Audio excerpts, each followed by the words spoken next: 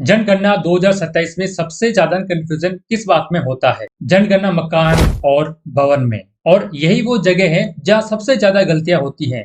कभी एक भवन को कई मकान मान लिया जाता है या फिर कभी कई मकान को एक ही गिन लिया जाता है।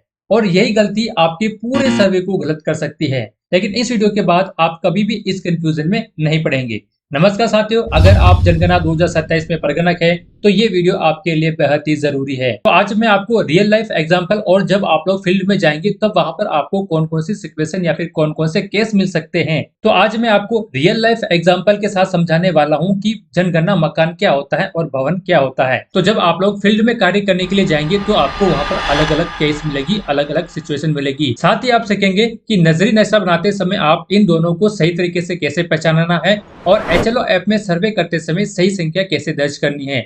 अगर आप ये कॉन्सेप्ट सही से समझ लिया तो आपके पूरे सर्वे का काम आसान, एक्यूरेट और एरर फ्री हो जाएगा।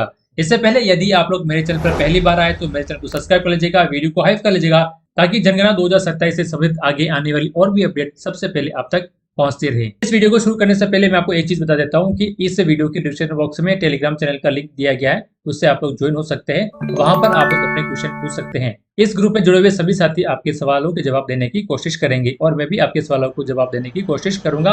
और मेरे चैनल पर आप लोगों को एक मास्टर ट्रेनिंग यानी कि मास्टर क्लास की वीडियो मिल जाएगी जिसमें जनगणना 2027 से संबंधित जो भी वर्क है उस वीडियो में बताया गया है, जो कि आप लोगों को 3 दिन की ट्रेनिंग में बताएंगे। तो साथियों, सबसे पहले मैं आप लोगों को बता देता हूं कि प्रेशर आखिर में होता क्या है। देखिए, प्रेशर वह जगह है जहां पर कोई भवन बना हुआ है या फिर कोई बिल्डिंग बनी हुई है, कोई अपार्टमेंट्स है या फिर कोई फ्लैट्स है या फिर वहां पर कोई मकान बना हुआ है और उसके आसपास का जो एरिया है वो प्रेशर कहलाता है। अब इस प्रेशर के चार और बाउंड्री भी हो सकती है और इस प्रेशर के चार और बाउंड्री नहीं भी हो सकती है, दोनों केस हो सकते हैं। और ये जो जगह है वो उस परिवार को मिली हुई है, तो इसे हम लोग क्या कहते हैं? प्रेशर कहते हैं। अब मैं आपको समझा देता हूँ कि भवन क्या होता है। तो जो भवन होता है वो आमतौर पर एक एकल संरचना होती है जिसमें कि चार दीवारें होती और एक छत होती है। कभी कभी क्या होता है कि भवन के अंदर बहुत सारे मकान भी बने हुए होते हैं जिसका की उपयोग रहने के लिए भी कर सकते हैं। दुकान, कारखाना, वर्कशॉप, ऑफिस, स्कूल, पूजा स्थल, गोदाम या फिर भंडार घर के रूप में भी किया जा सकता है। और ये भी हो सकता है कि किसी बिल्डिंग का जो उपयोग है वो एक से अधिक कार्यों के लिए किया जा रहा है, जैसे वहां पर रहने के लिए भी किया जा रहा है और रहने के साथ साथ में वहां पर दुकान, कार्यशाला, ऑफिस है ना, डॉक्टर, क्लिनिक या फिर ट्यूशन सेंटर भी चलता है। तो ऐसे आवास को हम लोग आवास से उपयोग कहते हैं। यानी कि आप लोगों को आवास से दुकान, आवास से कार्यशाला, आवास से कार्यालय या फिर आवास से डॉक्टर का क्लिनिक आप लोगों को आपकी जो ऐप है, आपकी जो एचएलओ ऐप है उसमें आप लोगों को दर्ज करना होता है। अब मैं आपको बता देता हूँ कि जनगणना मकान क्या होता है। देखिए, किसी भी भवन के अंदर बहुत सारे मकान होते हैं। अगर किसी भी भवन के मकान में एक मुख्य प्रवेश द्वार है तो उसे हम लोग जनगणना मकान कहते हैं। अब ये जो जनगणना मकान है वो आवासीय भी हो सकता है, गैर आवासीय भी हो सकता है या फिर आप लोगों को वो मकान खाली भी मिल सकता है, लेकिन आप लोगों को उसको एक जनगणना मकान मानना है। अगर किसी भवन में बहुत सारे फ्लैट हैं और ये सभी फ्लैट एक दूसरे से स्वतंत्र है और उन सभी में अलग अलग एंट्री गेट यानी कि प्रवेश द्वार है, तो आप लोगों को उनको अलग अलग जनगणना मकान मानना है। अब भवन क्या होता है और जनगणना मकान में अंतर समझने से पहले मैं आप लोगों को परिवार के बारे में बता देता हूँ, क्योंकि इसकी एंट्री भी आप लोगों को एचएलओ ऐप में करनी है। अब देखिए, जो परिवार होता है वो आमतौर पर एक व्यक्तियों का समूह होता है जो सभी एक साथ रहते हैं और एक ही रसोई से सबके लिए खाना बनता है और वो सभी एक साथ खाना खाते हैं। तो ऐसे समूह को हम लोग परिवार कहते हैं। अब देखिए, इस परिवार के अंदर जो परिवार के सदस्य हैं वो एक दूसरे से संबंधित भी हो सकते हैं और असंबंधित भी हो सकते हैं। यानी कि वो परिवार का सदस्य नहीं है, जैसे कि नौकर हो गया, वार्डन हो गया, लेकिन वो उस परिवार के साथ वहां रहता है और खाना भी वही खाता है। तो ऐसी स्थिति में उनको भी एक परिवार के रूप में माना जाना चाहिए। अब यदि कोई व्यक्ति उस परिवार का सदस्य नहीं है, यानी कि वो उस परिवार से असंबंधित है और लेकिन वो उनके मकान में रहता है, लेकिन उनके रसोई से भोजन नहीं करता है, यानी कि उनके साथ में खाना नहीं खाता है, उसका खाना अलग बनता है। ऐसी स्थिति में आप लोगों को जो असंबंधित व्यक्ति है उसको एक अलग परिवार मानना चाहिए। यानी कि परिवार को पहचानने के लिए आप लोगों को यह पता होना चाहिए कि उनका खाना एक साथ बनता है कि नहीं बनता है, वो एक साथ खाना खाते हैं या फिर नहीं खाते हैं। यदि उनका खाना एक साथ एक ही रसोई में बनता है और वो एक ही साथ खाते हैं, ऐसी स्थिति में उन सभी को आप लोगों को परिवार मानना है। और अगर वो अलग अलग खाना बनाते हैं, अलग अलग खाना खाते हैं, तो उसको आप लोगों को अलग अलग परिवार मानना है। अब जो परिवार होते हैं वो 3 तरह के परिवार होते हैं, एक सामान्य परिवार, एक संस्थागत परिवार और एक बेघर परिवार। अब जो सामान्य परिवार होते हैं वो ऐसे व्यक्तियों का समूह होता है जो सभी एक साथ रहते हैं और एक ही रसोई से भोजन करते हैं। दूसरे तरीके का जो परिवार होता है उससे हम बोलते हैं संस्थागत परिवार। संस्थागत परिवार का मतलब किसी भी संस्थान में रहने वाले व्यक्तियों का समूह जो एक दूसरे से असंबंधित हैं, यानी कि कोई का भी ब्लड रिलेशन नहीं है और वे सभी एक ही रसोई से खाना प्राप्त करते हैं, तो ऐसे परिवार को हम लोग संस्थागत परिवार कहते हैं। जैसे उदाहरण के लिए हॉस्टल, होटल, मेस या फिर बोर्डिंग हाउस, गृह निगरानी, भिखारी गृह, जेल, वृद्धा आश्रम या फिर कोई आश्रम हो गया, तो ये सभी संस्थागत परिवार हैं क्योंकि ये सभी एक साथ में रहते हैं और इन सभी का कोई भी ब्लड रिलेशन नहीं है और ये सभी एक ही रसोई से खाना प्राप्त करते हैं और एक ही रसोई से खाना खाते हैं, इसलिए इन लोगों को हम लोग संस्थागत परिवार कहते हैं। लेकिन यहाँ पर एक केस हो सकता है कि मान लीजिए कोई हॉस्टल है और उस हॉस्टल में 10 रूम है और इस 10 रूम में विद्यार्थी रहते हैं, लेकिन इसी हॉस्टल के परिसर में 3 रूम और हैं जो कि वार्डन रूम, कुक रूम और स्टाफ रूम है और यहाँ पर 3 अलग फैमिली रहती है और ये जो फैमिली है ये खुद का खाना अलग बनाती है। ऐसी स्थिति में आप लोगों को इन तीनों को अलग अलग परिवार मानना है, ना कि एक परिवार आप लोगों को मानना है। ऐसी स्थिति में आप लोगों को इसको एक भवन मानना है और 4 जनगणना मकान मानना है और 4 ही परिवार मानने हैं। अब यदि आपके जनगणना क्षेत्र में एक पीजी आवास है, अब उस पीजी आवास में बहुत सारे लोग रहते हैं और उन सभी का खाना एक ही रसोई घर से आ रहा है, तो ऐसी स्थिति में आपको उसको संस्थागत परिवार मान सकते हैं। लेकिन ये आप लोग तभी मानना है जब वो जो पीजी आवास है वो पंजीकृत होना चाहिए। अगर वो पंजीकृत नहीं है, अगर वो रजिस्टर्ड नहीं है, तो आप लोग उसे सामान्य परिवार मान सकते हैं। और यदि उस पीजी आवास में रहने वाले लोग एक ही रसोई घर से खाना नहीं खाते हैं या फिर एक ही रसोई घर से खाना नहीं बनता है, ऐसी स्थिति में आप लोगों को प्रत्येक व्यक्ति को एक अलग सामान्य परिवार मानना चाहिए। अब एक स्थिति यह भी हो सकती है कि एक असंबंधित व्यक्तियों का समूह एक साथ रहता है और उनका जो खाना है, उनकी जो रसोई है वो भी एक ही है, लेकिन वो कोई संस्थान नहीं है, ना वो हॉस्टल है, ना होटल है, ना वो कुछ जेल है, वहां पर सिर्फ मकान बने हुए हैं और उन मकानों में कुछ लोग रहते हैं जो कि असंबंधित हैं। जैसे कि किसी फैक्ट्री में या फिर कारखाने में जो लोग काम करते हैं वो बाहर किराए के मकान में रहते हैं, वो सभी एक दूसरे से असंबंधित होते हैं लेकिन उनका खाना एक साथ ही बनता है, वो एक साथ ही खाते हैं। क्योंकि ये कोई संस्थान नहीं है इसलिए आप इसे संस्थागत परिवार नहीं मान सकते हैं। ऐसे परिवारों को आप लोगों को सामान्य परिवार की तरह ही मानना चाहिए।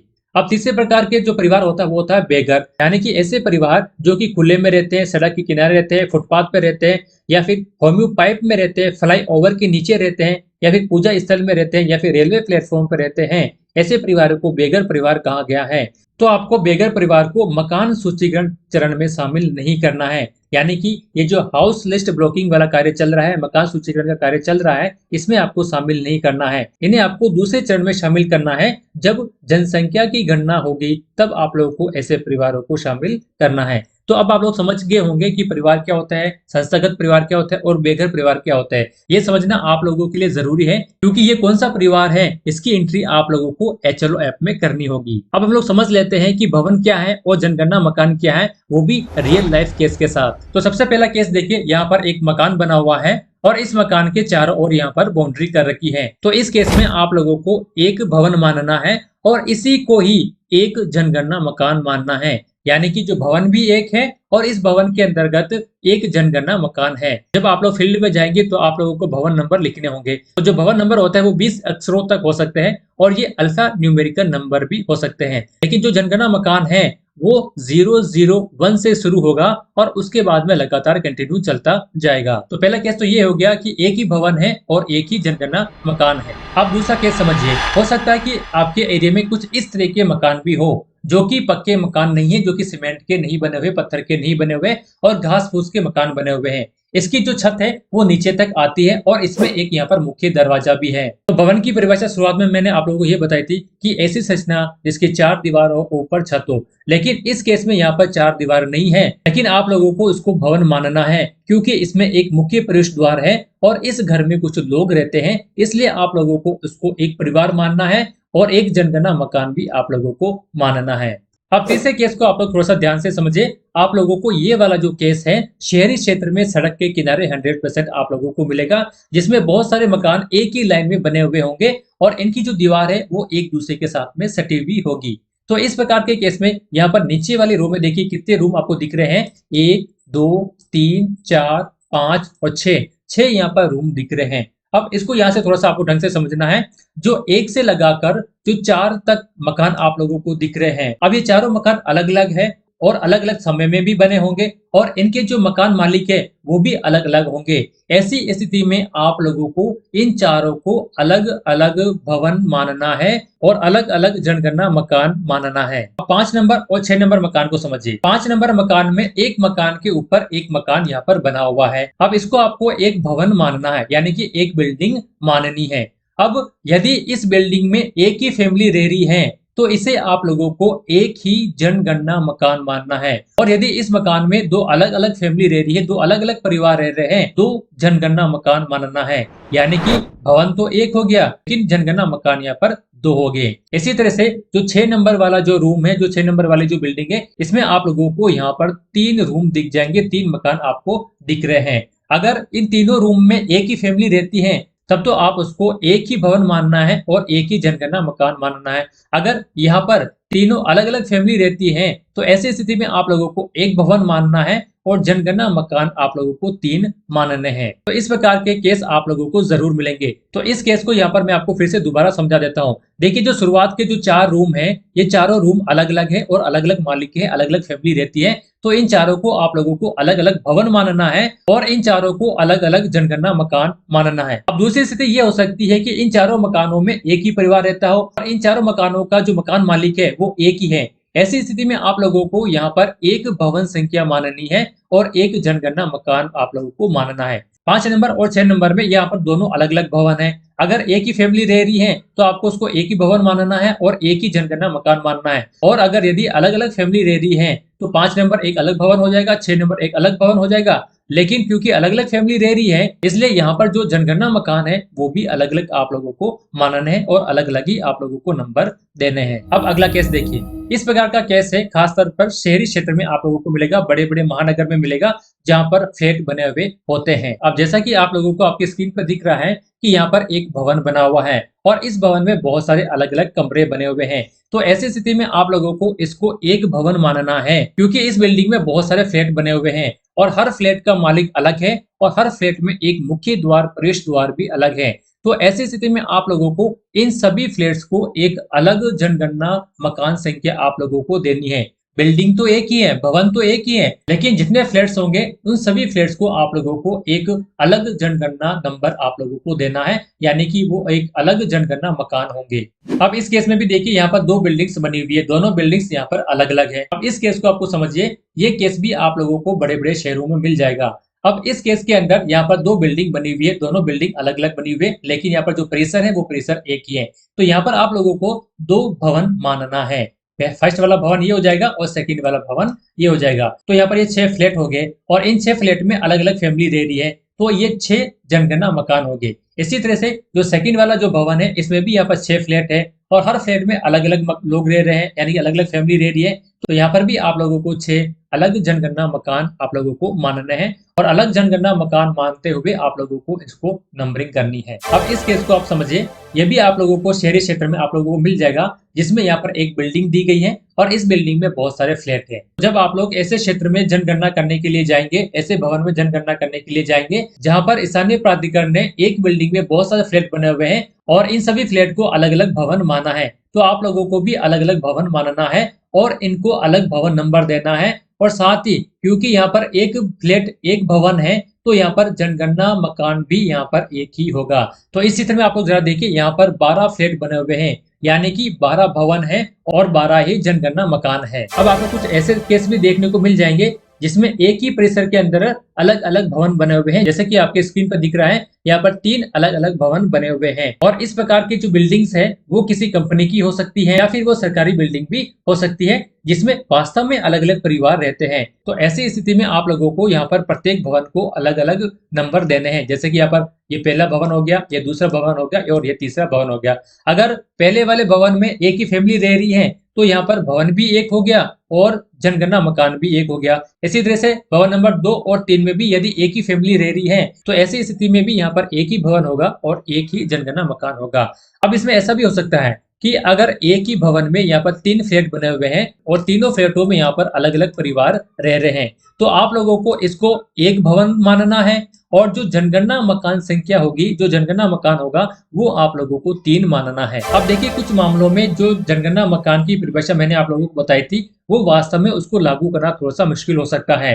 अब देखिए यहाँ पर आपको 5 रूम दिख रहे हैं और इन पांचों कमरों के यहाँ पर अलग अलग मुख्य प्रवेश द्वार है और अलग अलग सीढ़ियां और अलग अलग आंगन भी है। तो ऐसी स्थिति में जो जनगणना मकान के अनुसार यहाँ पर इन पांचों को अलग अलग जनगणना मकान नंबर देने चाहिए, लेकिन इन पांचों में सिर्फ एक ही फैमिली रहती है, इसलिए इस पांचों मकान को हम लोगों को एक ही जनगणना मकान मानना है और एक ही बिल्डिंग माननी है, क्योंकि यहाँ पर 5 कमरे हैं लेकिन फैमिली एक ही रह रही है। ऐसी स्थिति में आप लोगों को अलग अलग जनगणना मकान संख्या देने की आवश्यकता नहीं है, आपको इसको एक ही जनगणना मकान मानना है और एक ही भवन मानना है। अगला केस जो कि मोस्ट इम्पोर्टेंट है और ये आपको हर गांव में हर घर में आप लोगों को मिल जाएगा, तो इसको थोड़ा सा आपको ध्यान से समझना है। यहाँ पर आप लोगों को 4 रूम दिख रहे हैं, 4 कमरे दिख रहे हैं जो कि एक परिसर के अंदर है। अब जनगणना करने के लिए आप लोग इस घर के अंदर जाते हैं, इस मकान के अंदर जाते हैं और इस भवन में आपको 4 मकान दिख रहे हैं। अब ये जो शुरुआत के जो 2 कमरे हैं, जो 2 मकान हैं, वो अलग भाई के हैं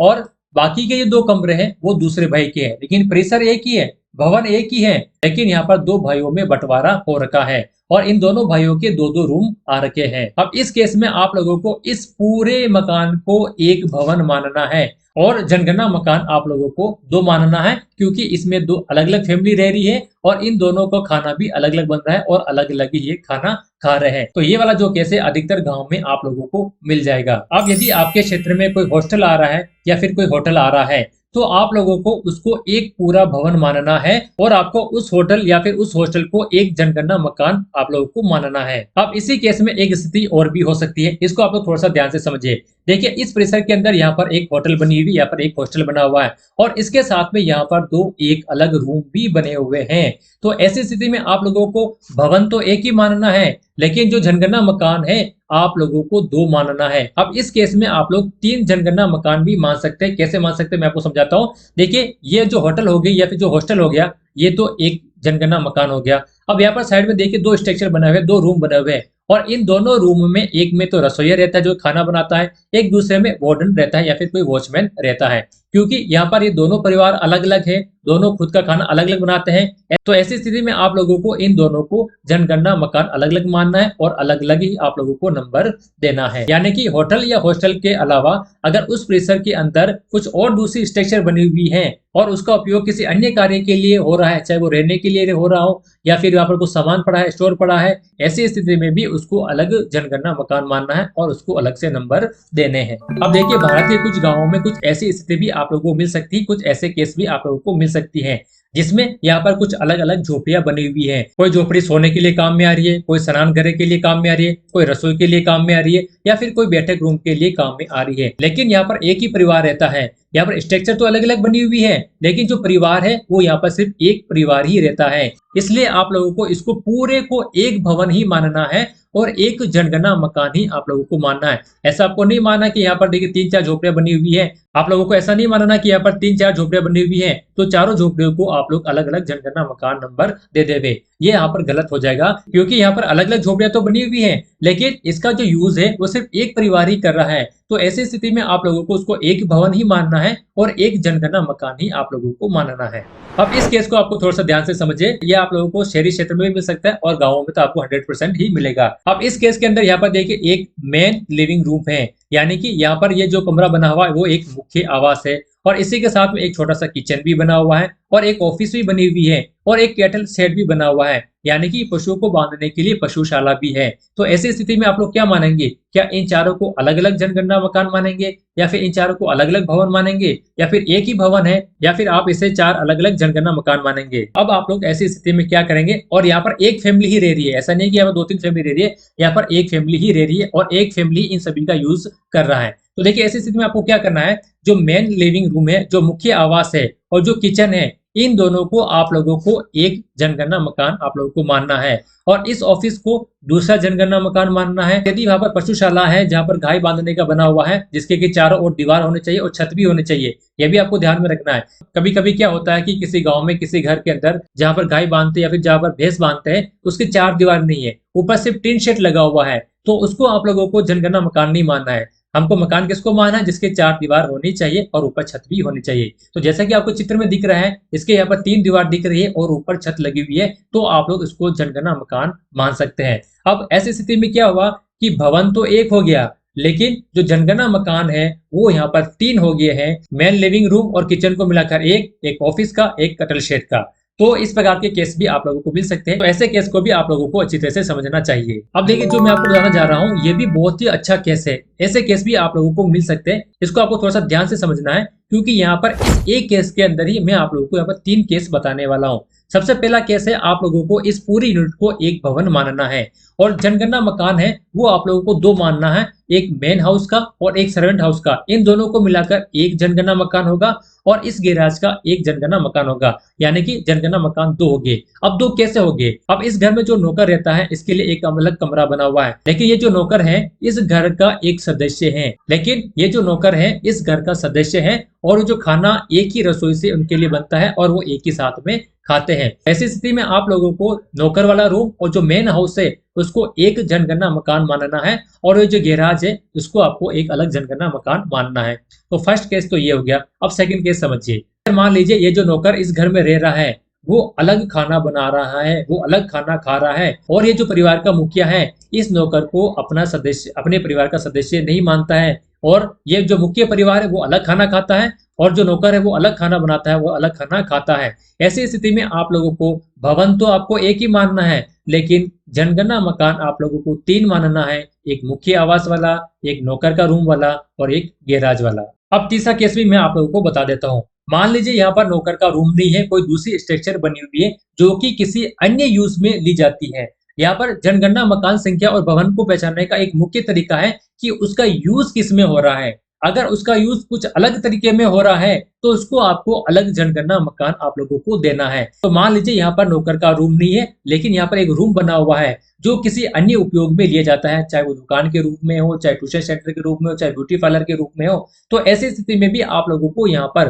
तीन जनगणना मकान मानना है। एक ट्यूशन सेंटर हो गया, एक मेन हाउस हो गया और एक गैराज हो गया। तो यहाँ पर मैंने आपको एक ही केस में तीन केस बता दिए। ऐसे केस भी आपके जनगणना क्षेत्र में आपको 100% मिलेंगे। कुछ केस ऐसे भी मिल सकते हैं, जैसे कि मान लीजिए एक परिसर है और इस परिसर में एक मुख्य आवास है और इस मुख्य आवास से थोड़ी दूरी पर दो छोटे रूम बने हुए हैं, या फिर इस मुख्य आवास के सड़क के दूसरी तरफ भी यहाँ पर दो छोटे रूम बने हुए हैं। ऐसी स्थिति में आप लोगों को इन दोनों को अलग अलग जनगणना मकान संख्या आपको देनी है। आपको इस पूरे को एक ही जनगणना मकान संख्या आपको नहीं माननी है। बिल्डिंग तो एक ही है, लेकिन जो जनगणना मकान है वो आपको अलग मानना है, क्योंकि इसके जो मालिक है वो मालिक एक ही है। अब सबसे लास्ट वाला केस देखिए। अब मान लीजिए आप लोग सर्वे करने के लिए गए और कुछ आपको एक ऐसा प्लॉट मिला, एक ऐसी भूमि मिली जहां पर मकान बन रहे हैं और इन मकान के चारों तरफ चार चार दीवारें हो चुकी हैं, लेकिन अभी छत नहीं बनी है। जैसा कि आपको चित्र में दिखाई दे रहा होगा कि यहाँ पर छत नहीं बनी हुई है। ऐसी स्थिति में आप लोगों को इनको मकान नहीं मानना है,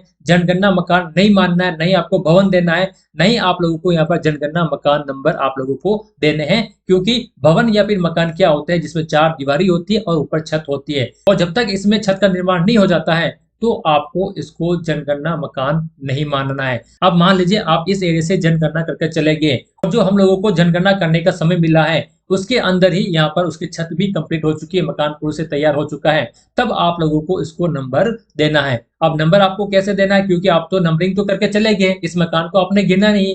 तो ऐसी स्थिति में आप लोग क्या करेंगे, इस मकान से पहले जो मकान बना हुआ है, जैसे कि मान लीजिए उस मकान का जो नंबर है 0011 है, अब उसके बाद में ये नया मकान बन गया तो आप उसको दे सकते हैं 0011/1 या फिर 0011/2। अगर दो मकान बने तो दो मकान भी आप लोग इस प्रकार से दे सकते हैं। अब यहाँ पर मैं आपको बता देता हूँ कि मकान नंबर आप लोगों को कैसे देना है। अब जो मकान नंबर है या फिर जो भवन नंबर है, अगर वहां पर नगर पालिका या फिर जो स्थानीय अधिकारी द्वारा यहाँ पर भवन संख्या दी गई है तब तो आपको उसको उसी को मान लेना है। अगर वहां पर कोई भी नंबर नहीं दिया गया है तो आपको फिर अपने हिसाब से उन भवन को और उन जनगणना मकानों को आप लोगों को नंबर देने हैं। अब जो आप लोग जनगणना मकान संख्या देंगे वो आप लोगों को कंटिन्यू रखनी है, यानी 001, 002, 003, 4, 5, 6, 7, 8, 9, 10 ऐसे आप लोगों को कंटिन्यू चलते जाना है। और जो भवन संख्या है वो भवन संख्या भी कंटिन्यू चलती जाएगी। जैसे कि मान लीजिए आप लोगों ने भवन संख्या ए डैश 001 से शुरुआत करी है, तो अगला जो भवन संख्या आ जाएगी वो ए डैश 002 आ जाएगी, फिर ए डैश 003 आ जाएगी। इस प्रकार से भवन संख्या चलती जाएगी और उस भवन में कितने मकान हैं उस मकानों की संख्या भी साथ में आप लोगों को लिखनी है।